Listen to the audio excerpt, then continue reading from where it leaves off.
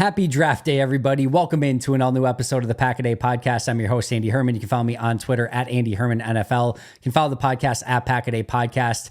It is here. It is finally freaking here. It is draft day. I think everyone's ready for it. I'm excited. I'm geeked up. I could not be more pumped to be talking to you with this NFL draft preview show. And it is 2 a.m. as I'm recording this. Should I be in bed by now? You bet I should be. But can I sleep right now? Nope. Do I want to keep grinding the tape? Yep. But it does feel like we have finally made it. It does feel like the process has been played out about as much as it possibly could be. And it is time for us to be introduced to our brand new Green Bay Packers. 11 picks, 5 in the top 100. You guys know the drill by now. You know all the logistics going into this. You know how much this draft means to Green Bay. You know their positions of need. We have been through everything. We've been through everything. So today's going to be a nice, airy, breezy episode. I like to think of this as the calm before the storm. We're just going to go through a few things because in mere hours, we are going to find out who the Packers, in all likelihood, unless they trade out of the first round, which would be very Packers-y, but we're likely going to find out that first Green Bay pick on Thursday night.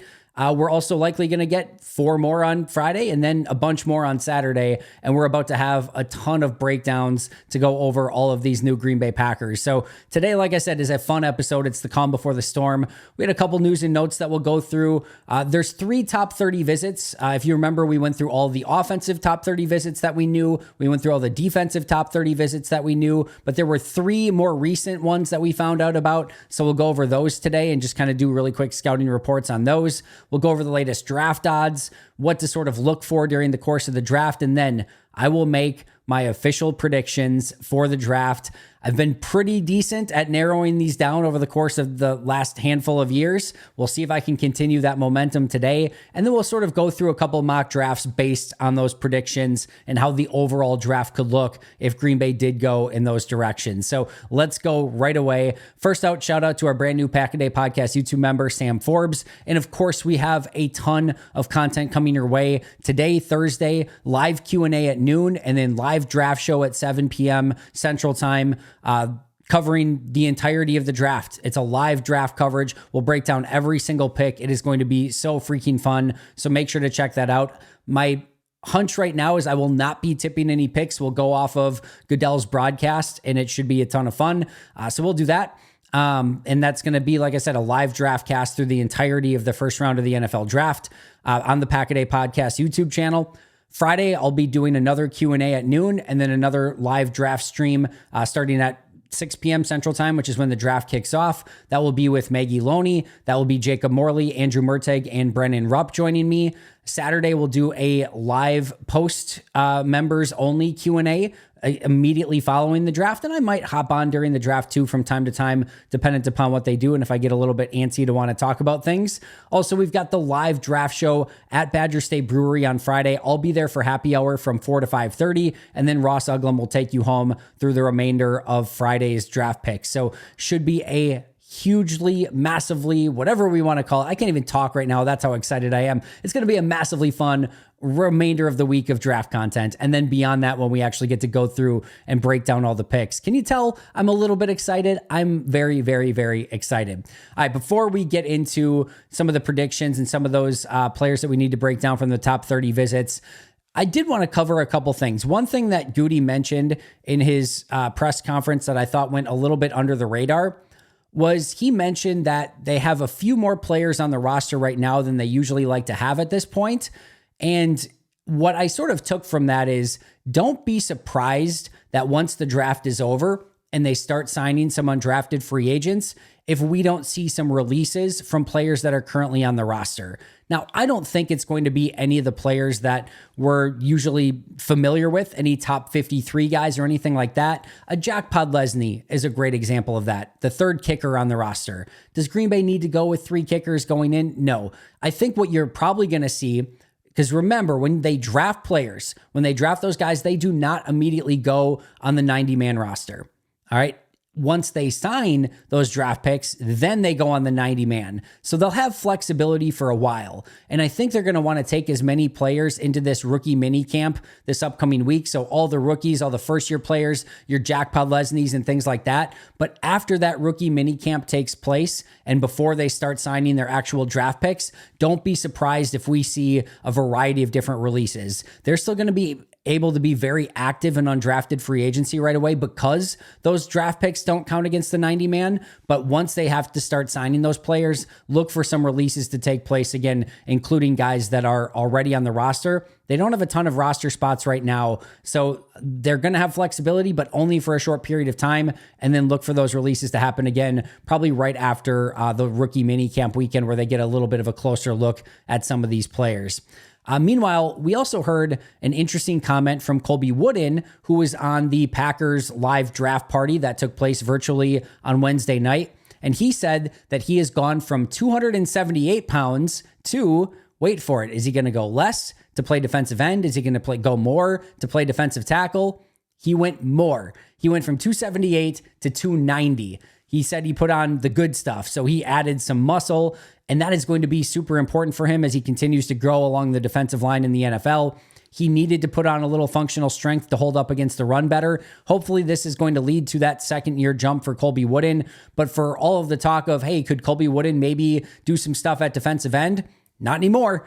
If he would have went from 278 to 265, yeah, now we're talking, all right, we're going to probably look at him as a defensive end. But going from 278 to 290, putting on 12 pounds rather than taking off 12 pounds, now he's a defensive tackle through and through, and we can basically kind of put that conversation to rest. I think this is a good thing for Colby Wooden. I like him as a 3 technique. I think that's where he should be playing.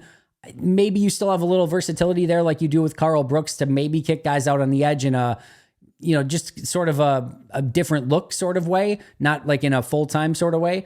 But he's a defensive tackle now. We can just sort of put that entire conversation to rest. All right, like I said, there are 3 players who were on top 30 visits that had not been discussed yet by us. And so let's break them down. The first one is Kieran Amagaji, offensive tackle from Yale. Really fun player, 6'5", 323, does not have a relative athletic score because he did not do the testing. He is an unknown Packers type. Again, he did not test. He does have massive arms, massive wingspan, looks the part of a Packers style offensive tackle. But again, without the testing numbers, we can't put him in that box and say, yes, he's exactly what Green Bay looks for. Again, they did have him in for a top 30 visit. This is a player that I would expect Green Bay to have a decent amount of interest in, probably in that 3rd to 4th round range for the Packers. He is the 78th player on the consensus big board. He had an 89.5 grade, but on only 234 snaps this past season for Yale. He partially tore his quad, which is why he missed the rest of the season and missed all the offseason stuff up until this point, all the testing, the combine, things like that. His fit in Green Bay would be a developmental offensive tackle with a high upside. There's a floor there too, because he's very raw, but he has everything that you're looking for in a long-term offensive tackle. It's just going to be somebody that you have to take the time to develop. So 3rd, 4th rounder, somebody that you're going to have to invest some time in, probably is not ready to, really come in and play and contribute in 2024, but you're hopeful that he can be a legitimate, maybe even big time starter if you put the time, effort, and energy into him. Scouting report, like I said, he looks the part, massive wingspan. The traits are beyond worth developing. He's completely unproven, coming from a smaller school. He didn't even play football until midway through high school. He's extremely raw. And really where we're at here is this is a moldable ball of clay, Yale mind, unbelievable athletic traits with just a ton of technique work that's needed. That's it. You got to put in the time to teach him everything that he needs to do. He is this raw, moldable player. If you can mold him into what you want him to be, he can be an absolute stud tackle. If you don't take the time, if you force him in early, or maybe he just doesn't take to the training, those are all possibilities. He's just going to probably flame out of the league. Maybe he develops as a Yosh Nijman type swing tackle, but the upside here is tremendous for Amagaji. Really fun player. Would love him in the 3rd round for the Packers. Would love him even more in the 4th or 5th round for the Packers. But anywhere there or beyond, he's a really fun prospect. Jalen Carley's safety from Missouri, 6'2", 227, 8.26 relative athletic score and tested for everything, so that's not an incomplete score. He is a Packers type through and through. He hits everything that they look for at safety. He is 251 on the consensus draft board, 68.3 grade from PFF on 687 snaps this past season. He has 2,479 defensive snaps in his career, so he's played a lot at Missouri. 465 career special team snaps as well, which is really huge for a player that's getting taken late on day 3 by some team. You're going to want that special teams prowess. He has it. He's played it a ton and would be, his fit in Green Bay would be that special teams player, but also a depth piece at safety that you try to develop and maybe work into a spot starter type role in the future. And if he can develop above and beyond that, awesome. But late round safety, developmental guy, special teams guy, and then you kind of take what you can get after that. Scouting report, good size, a lot of special teams value, not afraid to take on blocks, meaning like he'll go on and take a guard, he'll take on a fullback, take on a tight end, whatever he needs to do to basically get in the run defense lane, finish the play. He can be a very heavy hitter. He's more of a box safety in my opinion, very tight hips, the fluidity in his movements is just not there. You would love a little bit more change of direction to his game, but it's just not there. Might need to transition to linebacker. That's what we're potentially looking at here with Carles. You probably have to put on about 10 pounds, but this might be your Raven Green, Tariq Carpenter, Josh Jones type movement where you take a safety, you move him to linebacker, you see where he fits best. Hasn't worked out the best for Green Bay when they've tried to do this stuff, but you probably bring him in, start him at safety, see if he can hang. If not, move him to linebacker. And in the meantime, you make him into a core special teams guy. And then last but not least, the final one that we haven't covered yet, Xavier Leggett, wide receiver out of South Carolina, 6'1", 221, 9.90 relative athletic score, but did not do the agility testing, so it's an incomplete score. He is a Packers type. He hit everything they look for at wide receiver, except we don't know his 3-cone because he didn't do the testing. He's 41 on the consensus big board, had an 82.5 grade on 636 snaps last year for South Carolina. He also, surprisingly, shockingly, has 439 career special team snaps to his name. Usually these big-time wide receivers that are going round 1, round 2, you're not expecting him to have a ton of special teams, meaning like actual, kick coverage, punt coverage snaps, but he does 439 of them, which if you are going to come in as a wide receiver in this wide receiver room and you might have to be number 5 or 6 to begin with, well, you work your way through all of these other wide receivers that are already developed and on the roster. It's beneficial that you've got that special teams ability. His fit in Green Bay, Sutterfuge. Here's what Brian Gutekunst mentioned this, where he said, hey, we're going to have guys in for visits, and sometimes it's just, Sutterfuge. And it's going to be, basically to make other teams think that you're interested in drafting players. That's probably what his role is here. Do I think they're actually going to take, Leggett in the first or second round and spend a premium pick on a wide receiver with the depth that they have? I don't. Do I love the player? Absolutely. I think he's awesome. He's so freaking fun to watch on tape. So I wouldn't be mad at it. I just don't expect it. And I don't know that anyone is going to buy it either. I don't know that anyone's expecting him to take him. But maybe if he falls to 58 in the second round and he's 40th on their board, could they take him? Absolutely. And should they maybe take him at that spot? Sure, I have no issue with it. He's that good. But at 41 or in the first round, probably not going to happen. But scouting report on him, love him, like I said, but he's only got that 1 year of production. And wide receivers with the really one big year of production and didn't really break out until that point have had a tough time transitioning to the NFL. So you usually want to see these guys, kind of dominate throughout college, or at least have like a progression that nothing and then boom. Those are the type of wide receivers we don't necessarily always see the best transition to the NFL. It's not to say they can't. And I think we have to, sort of rethink with all the stuff that's going on with NIL and players playing longer and things like that. Like it's just a little bit different, but you do have to at least consider the fact that it was just a 1 year of production. But he is a big, fast, physical wide receiver, unbelievable frame, can go and high point the ball. He gets open consistently, despite not being a great route runner, despite not having a bunch of unique and effective releases off the line of scrimmage. He doesn't even have that yet, and he constantly separates. What does that tell you? Usually you think of these guys that aren't great route runners yet, that are these big, physical, fast wide receivers, and it's like, yeah, they're just winning with traits, or they have to be contested catch guys. He doesn't have to just be a contested catch guy. He finds ways to get open. He finds ways to separate. A lot of that is just raw natural ability, but once he becomes a better route runner and gets a better release game, look the heck out. That I think that's really the upside here for Leggett is he's not even a technically skilled route runner yet. And he's still finding separation, and he can high point, and he can get contested catches. Like he's got big time playmaker written all over him. He can box corners out. He does need to focus on his technique a little bit more, bring more nuance to his game, get better at the break point on the route, get better at the again at the release at the line of scrimmage. You would like to see him, when I talk about that nuance, use his head a little bit more, use his body to sell those fakes. He's kind of just like, the coach is telling him to run the route and he's just running it, right? There's no nuance to it whatsoever. So you really want to see him pick that up a little bit more and get those fine details down, because NFL corners are going to be all over him and they're going to read him like a book if he plays in the NFL like he did in college. All right, so those are the three. Oh, and then like I said, like Green Bay, if they ultimately did get him, you're probably looking at somebody that has the ability to be a little bit of that Christian Watson insurance, but he can be a physical over the middle guy as well. It's just really hard to imagine that they would be that aggressive at wide receiver with all the guys they already have on the roster. And he would have to fight his way through and really find his niche on this team, because they've got a lot of wide receivers, tight ends, running backs that can do a lot of different things. But like I said, really, really fun player in Xavier Leggett. All right, let's look at the latest draft odds. These are let's see, what was it? FanDuel. These are per FanDuel. They have not changed.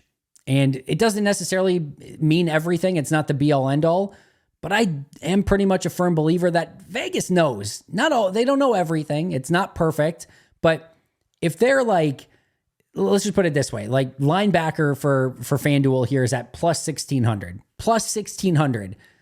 The one thing I know about Vegas is they're not in the, business of giving out free money. If Edgerrin Cooper had any chance of going to Green Bay in round 1, that's not plus 1,600. Safety is at plus 1,600. If Jaden Hicks or one of these safeties had any real opportunity to go to Green Bay, it's not going to be plus 1,600. So here are the latest odds. Offensive line, negative 180. Corner, plus 260.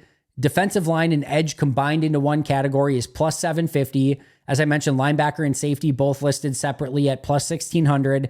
Wide receiver is at plus 4,000, and there's no other listings for the Packers. All right, so that's the really interesting aspect. Vegas seems to think this is going to be offensive line for Green Bay, or at least hedging their bets a little bit with corner as well. But anything else, if you believe, I'm not a gambling expert. I'm not pitching anything for FanDuel here. I am not, so don't take this for anything. But if you believe that it's not going to be a corner or an offensive lineman, I'm just saying, right? There's some pretty impressive odds there. That's all I'll say. Again, it's not the be all end all. It doesn't mean that it's perfect. Doesn't mean that a trade up or a trade down wouldn't change some things. By the way, apparently Bill Huber did some research, and Cooper DeJean is at corner for this exercise. So if you think you're going to get Cooper DeJean and then you're going to claim that he's a safety to get it at plus 1,600, it's not going to work. He's listed as a corner. So if DeJean would be the pick, it's at the corner at plus 260. But either way, very interesting odds, and would seem to indicate that Vegas has a very great feel that this pick for Green Bay, if they stay at 25, is going to either be an offensive lineman or a cornerback. Do what you will with that. All right, so what to watch for during the course of the draft? I think the first thing is the quarterback position. First of all, we know Caleb Williams is going to Chicago. Second, we don't know who's going to be the quarterback in Minnesota. Right now they have Sam Darnold, and we don't know if they're going to move up aggressively to get a Drake May or a JJ McCarthy. Will they stay and take a Bo Nix? Who knows? But that's a really interesting aspect, because there will likely be a new rookie quarterback in the division outside of Caleb Williams, because Minnesota's going to take someone, you would think. And if they don't, it's almost better. What are they going to do? Is it just the Sam Darnold show? That's not a great spot for them to be in. So that's worth monitoring. But more importantly for quarterbacks is, can you get 6 of those guys drafted prior to 25? There does seem to be some buzz that Bo Nix and Michael Penix could go in the first round and could potentially go prior to 25. Denver, Minnesota, the Giants, the Raiders, even the Rams have had some buzz about a potential quarterback. So there are opportunities here that I think 6 QBs could go before 25, which just really makes it that Green Bay is actually at 19th overall instead of 25th overall. If 6 QBs go, Well, Green Bay wasn't going to take any of those guys anyway. So it basically moves the Packers up 6 spots in the draft if that is the case. So that's what I'll be watching. I'm going to also be watching those corners. As I mentioned, if Green Bay moves up, I likely believe that it's for one of those corners. And I think you probably need to get one of those guys, either Quinyon Mitchell or Terrion Arnold, into that 16 to 18 range. If they get to that spot, I'm going to be watching and see if all of a sudden the trade comes, like we've heard of a trade or there's a trade. It could be Green Bay at that point, and they could be targeting either Terrion Arnold or Quinyon Mitchell. I don't necessarily expect that to be the case, but I'm watching those corners because I do want to see if one of them falls. And if they do, does Green Bay start looking to potentially move up? Next up, offensive line.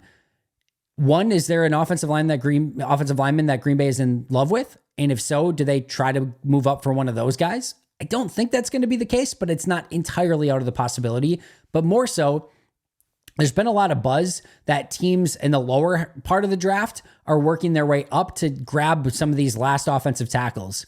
For example, if Amarius Mims and Tyler Guyton are there at 25 and Green Bay doesn't want a pure tackle, they probably have a lot of trade down options for teams that would love to get their hands on one of those pure offensive tackles. So I'm going to be watching who's falling to Green Bay, or do a lot of those offensive linemen go beforehand? And if so, then who is the one, who's a player at a different position that falls? Is it a Cooper DeJean? Is it a Jared Verse I've seen lately, and would Green Bay take him? And that's the last one here is, are there any surprise sort of players that just fall to 25?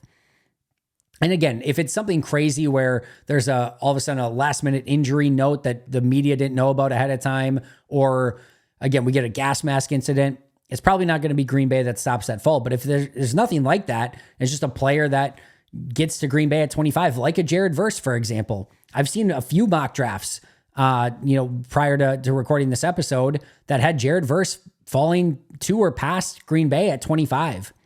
I don't know that he's like a perfect 1A Packer, but man, is he a phenomenal football player. And my goodness, would I love that draft pick. Do they need an edge? No. Is it a bit of a luxury pick? Yes. But I'll take Jared Verse. If you could sign me up right now that Jared Verse was a pick at 25, sign me the hell up. I will take that in a second. So is there somebody like that falls? So those are the things I'm watching for. Can 6 QBs go before 25? Do any of the corners fall to a range where Green Bay would trade up for them? Offensive line, will Green Bay get involved in trading up, or will there be guys there that other teams are interested in trading up for and Green Bay can move down? And then again, is there a surprise fall in this draft that Green Bay could or should be interested in? All right, that brings me to my official predictions. And as I'll do first is I'll narrow it down. I feel very confident that one of these scenarios will play out. Actually, I don't mean that. This is the hardest it's ever been. I can't say that I'm extremely confident about anything for the Packers right now. I don't. I watched all the tape of all these guys again on Wednesday. Like it's really difficult to read the tea leaves on this one, but this is where I'm at right now. 3 categories: trade up, stay, trade down. Let's start with trade up. I've gone over this. I've not moved off this whatsoever. If they trade up, in my opinion, it's for Terrion Arnold or Quinyon Mitchell. I don't think anyone else is in play. Maybe, like I said, an offensive line that they fall in love with, but Terrion Arnold or Quinyon Mitchell if they trade up. If they trade down, in my opinion, one of 5 players that they could move down and still maybe get a player that they like. Those 5 players: Jordan Morgan, Kingsley Suamataia, Roger Rosengarten, Patrick Paul, or Kool-Aid McKinstry. I think maybe you move down, if it's for like a McKinstry or a Morgan, you move down 3, 4, 5, 6, 7 spots and hope that one of those guys are still there. And if it's a further move down, meaning like 38, 40, somewhere in that range, then you start working, maybe still Jordan Morgan, Kingsley Suamataia. Roger Rosengarten would still be extremely aggressive at that spot. I think he's more like a late 3rd round guy in my opinion. But there have been some rumors and buzz out there that the Packers like Rosengarten, and he is extremely a Packers type tackle. Patrick Paul, same thing, more of like a late 2nd, mid 3rd for Patrick Paul type of guy. But again, he fits a lot of what Green Bay looks for. So if it's a trade down, I'm going to say one of those 5 guys: Jordan Morgan, Kingsley Suamataia, Roger Rosengarten, Patrick Paul, or Kool-Aid McKinstry. And if they stay, I will narrow it to 6. And this is these are my like final narrow downs. Like whatever I've said in other podcasts, whatever I said, like this is it. I'm not going to change it. This is my final answer. trade up Arnold or Mitchell, trade down Jordan Morgan, Kingsley Suamataia, Roger Rosengarten, Patrick Pollard, Kool-Aid McKinstry. And if they stay where they are, I'm narrowing it to 6. I think that's fair to say Amarius Mims, Kool-Aid McKinstry, Tyler Guyton, Jordan Morgan, Graham Barton, or Cooper DeJean. If they stay at 25, I do feel pretty confident that it'll either be Amarius Mims, Kool-Aid McKinstry, Tyler Guyton, Jordan Morgan, Graham Barton, or Cooper DeJean. Those are the 6. I'm narrowing it down to those 6 if they pick at 25. My final predictions, I'm going to give you one of each. If they trade up, it will be for Terry and Arnold. That's my final prediction. If they trade up, Terry and Arnold. If they trade down, Jordan Morgan. If they stay where they're at, I'm ending where I began with my very first prediction. I'm going Tyler Guyton. That's who I'm going with. Not what I would do. Again, I don't know how many times I had to say this during the mock draft, and I still in the comments got like, what are you doing? It's not what I would do. I'm not the GM. I'm just trying to read the tea leaves as to what I think Ted Thompson, my goodness. It is 2:24 in the morning. Forgive me. What I think Brian Gutekunst will do. That's all I'm trying to do. And my prediction, not what I would do, is trade up Terry and Arnold, stay Tyler Guyton, trade down Jordan Morgan. That's where I'm at. So we will see. And you can drag me if I'm wrong. Maybe they'll take one of those wide receivers. And if you did the FanDuel plus 4,000, you are in the money. You are in the money if you did that. But those are my final predictions. All right, I did 4 mock drafts. One with each of those scenarios, and then one just I had for fun, like what I would do if I put my GM hat on. So if you want to know what I would do, these are what I would do. So here's the first one. If Green Bay took Tyler Guyton at 25, so they stay at 25, they take Tyler Guyton. The rest of my draft was Marshawn Kneeland at pick 41. And again, this is what I think, like a draft that Green Bay could play out that I think players that I think Goody would be interested in. So Tyler Guyton at 25, Marshawn Kneeland at 41, Peyton Wilson, the linebacker at 58, Mason Smith, defensive lineman at 88, Brandon Coleman, the guard at 91, Jerrion Jones, the corner at 126, Kitano Ladapo, the safety at 169, AJ Barner, the tight end at 202, Dominique Hampton, another safety at 219, Kamani Vidal, the running back at 245, and then Nick Gargiulo, offensive lineman at 255. So again, Guyton, Kneeland, Wilson, Smith, Coleman, Jones, Oladapo, Barner, Hampton, Vidal, and Gargiulo. That's what I think, how a draft could play out if they sort of stay where they're at and pick Guyton at pick 25. All right, the next one was that trade up option. They go up and they get Terry and Arnold. In order to do so, they had to give up their second round pick and their 4th round pick. So they get Terry and Arnold at 16. They take Tyler Nubin, the safety. Yes, he is an extremely poor tester. If you listen to Owen Reese and Jacob Morley the other day on the audio version of the podcast, Owen seems to maybe have a little bit of inside information that maybe, just maybe, the Packers are actually interested in Tyler Nubin, even though he didn't test well. Remember, he's coming off an injury, and a lot of people think that the poor testing was due to him coming back from the injury, maybe a little bit before he should have. But maybe this could be a player that they look at early round 2. Terry Arnold at 16, Tyler Nubin at 41, Blake Fisher from Notre Dame, the offensive tackle, at 88, Mason McCormick, the guard, at 91, Edifuan Olafashio at 169, Tyrone Tracy, the running back, at 202, Dominique Hampton, the safety, at 219, Jalen Sandell, the offensive lineman, at 245, and Jalen Key, another safety, at 255. That brings us to the trade down option. I didn't get a good one with PFN's draft here. All I got was pick 100. It would be more than that if they moved down to 36 in this scenario. But I wasn't going to sit at the mock draft simulator trying to force trades for an hour. So this is what I got. We took it. I still think like the players would make sense, but they're going to get more. We'll say that they got a future 3rd round pick out of this too, just for the sake.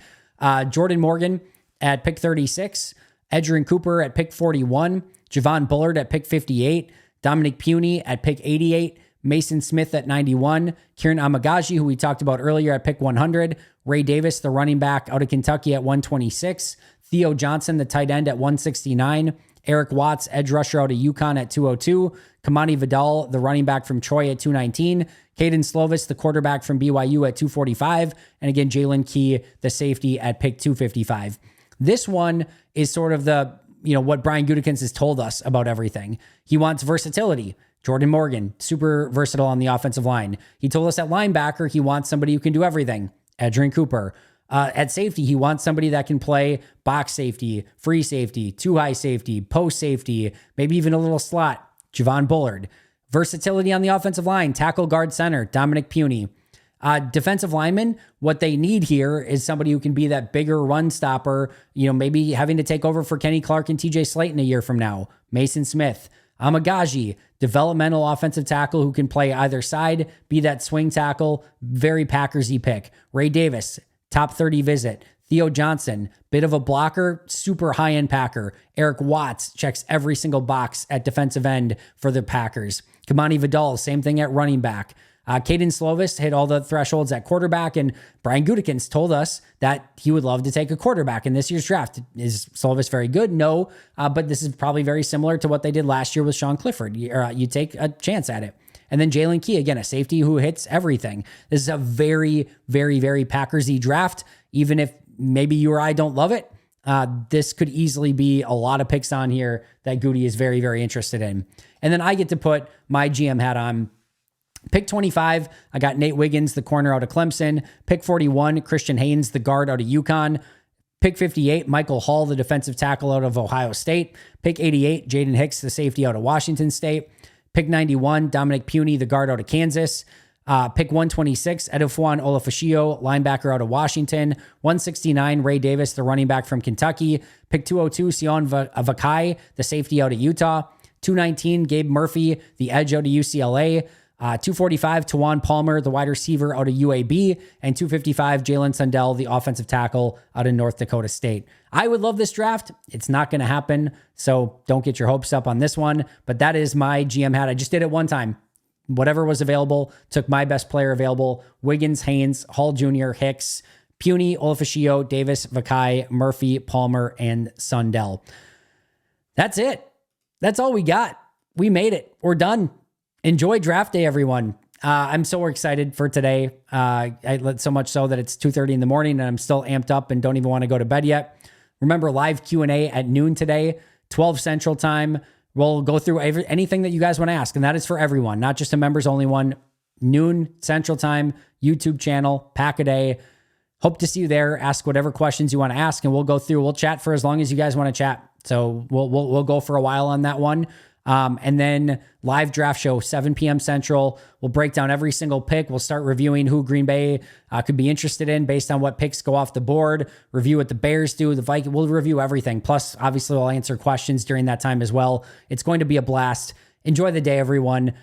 Hope you guys are excited as I am. Hope you're geeked out. Hope you're everything. It's Draftmas. It's the draft. I got nothing else. I need to go to bed. I'll see you guys soon. Until next time. And wait. Hall of Fame and All-Pro members. Can you tell I'm just ready? Most hated Minnesotan, PJ Wynn, John Wild, Shea Bradad, Brandon Pauletta, Jennifer Wright, Boom Handle, Donald Lee, Lori Lord, Baby QB, David McCluskey, Donald Decker, Bremen, David Prendergast, Dan Miller, and who am I missing? Alex Wang. All right, now I'm going to go to bed. I'll see you guys soon. Until next time. And as always, go Pack Go.